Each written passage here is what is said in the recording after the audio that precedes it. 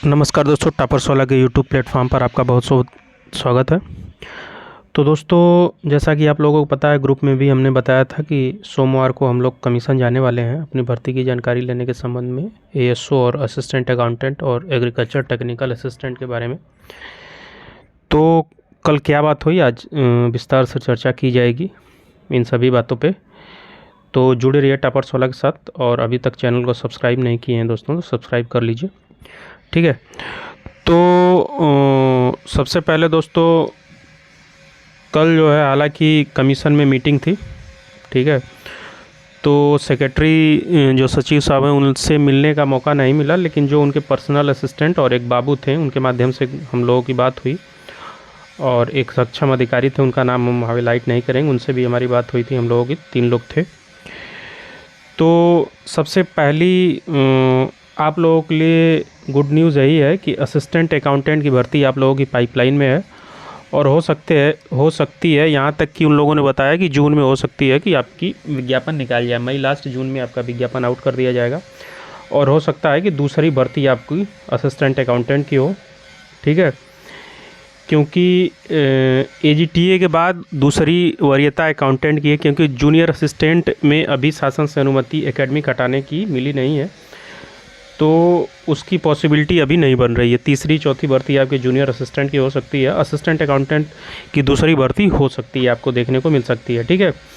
और सबसे बड़ी चीज़ कि जो इसमें विकलांग विभाग और ये सब पेंच था, ये कोई कल जो हम लोगों की बात हुई उससे यही पता चल रहा था, ये सब कोई पेंच किसी प्रकार का था नहीं, केवल इस भर्ती को चुनावी भर्ती बनाना था, और संख्या पदों की काफ़ी ठीक ठाक थी, इसलिए जानबूझ के ऊपर से शासन स्तर पर इस भर्ती को रोका गया था। आप लोग समझ रहे होंगे कि इसी के नाम पे वोट सरकारें लेती हैं, भर्तियों के नाम पे ही, तो आप इसके बाद हम कुछ बोलेंगे नहीं, लेकिन ये भी समझ लीजिए कि अब भर्ती में किसी प्रकार का पेच नहीं है।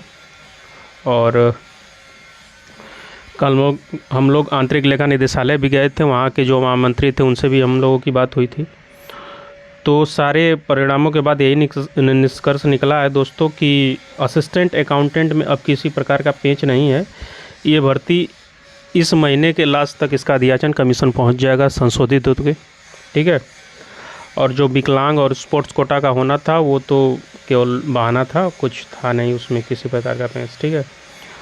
और कल सचिव मीटिंग में थे, 5 बजे खाली, हम लोग तो 1-2 बजे तक वेट किए, लेकिन पता चला कि काफ़ी समय लग जाएगा, तो हम लोग इधर उधर से अपनी खबर उनके जो पर्सनल असिस्टेंट थे उनके यहाँ हम लोग बतियाए। शुरू में तो नाराज़ हुए, लेकिन धीरे धीरे मैनेज करके हम लोगों ने उनसे बात करने की कोशिश की, और उन्होंने बाद में अच्छे से बताया सारी भर्तियाँ का। उन्होंने सीधा बोला कि सबसे पहले तो एएसओ के भर्ती के बारे में पूछा गया कि सर एएसओ की नई भर्ती, तो उन्होंने सीधा यही बोला कि देखिए एएसओ का अभी तो डॉक्यूमेंट वेरिफिकेशन होगा, नई भर्ती के बारे में कमीशन में कोई अभी चर्चा नहीं है, ठीक है। और इसमें हालांकि ये भी इसमें एक तथ्यात्मक बात है कि अध्याचन एएसओ का 100% ओके है और रखा है कमीशन में, ठीक है। लेकिन अभी इस पे चर्चा किसी प्रकार का निकालने का नहीं है कमीशन में, ठीक है। तो आप लोग से यही गुजारिश है, अगर एएसओ की भर्ती आप लोग चाहते हैं तो ज्ञापन हर 10 दिन पे पहुंचना चाहिए वहाँ पे, ठीक है।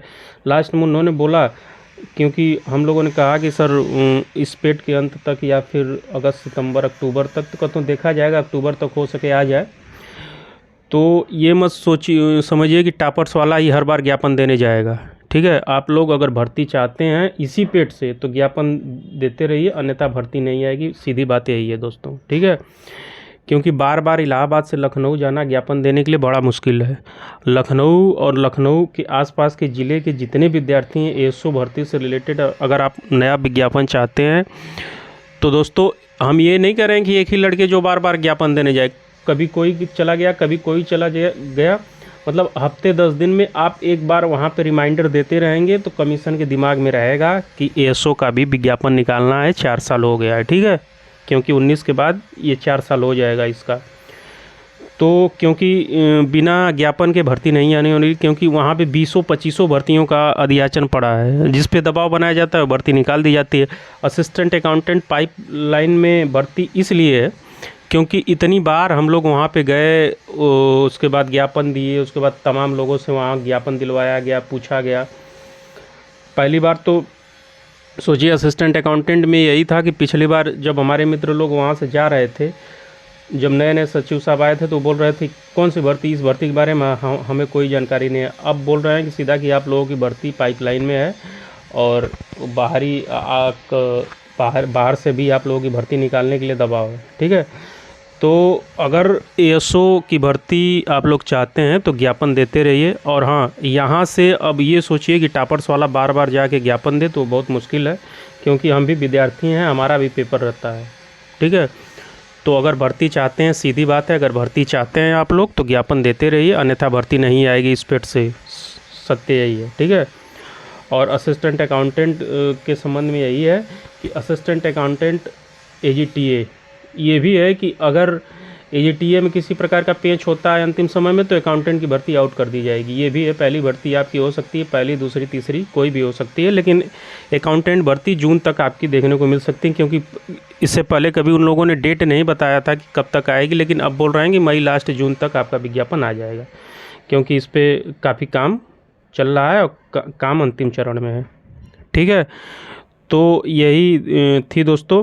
और एएसओ का जैसा कि आप लोगों को पता है कि कल आउट कर दिया गया डीवी का, तो अब फाइनल कट ऑफ क्या होगी, अब वीडियो लंबा हो जाएगा। फाइनल कट ऑफ के बारे में हम दोस्तों आगे किसी वीडियो में बता देंगे, अभी डीवी होने दीजिए। डीवी में डॉक्यूमेंट वेरिफिकेशन के बाद कितने लीगल डिग्री वाले हैं, कितने नहीं, उससे कट ऑफ पे काफ़ी असर पड़ेगा। ठीक है, तो यही न्यूज़ थी आपकी एएसओ, असिस्टेंट अकाउंटेंट और एग्रीकल्चर के बारे में।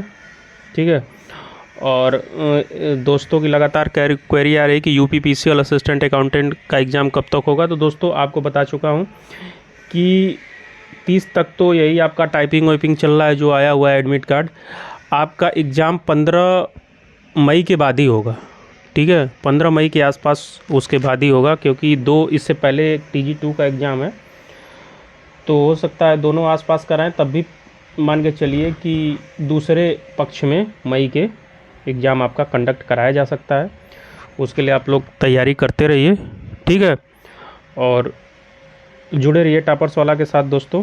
और अभी तक चैनल को सब्सक्राइब नहीं किए हैं तो सब्सक्राइब कर लीजिए, क्योंकि ऑफिशियल और ऑथेंटिक जानकारी आपको इसी चैनल के माध्यम से मिलेगी।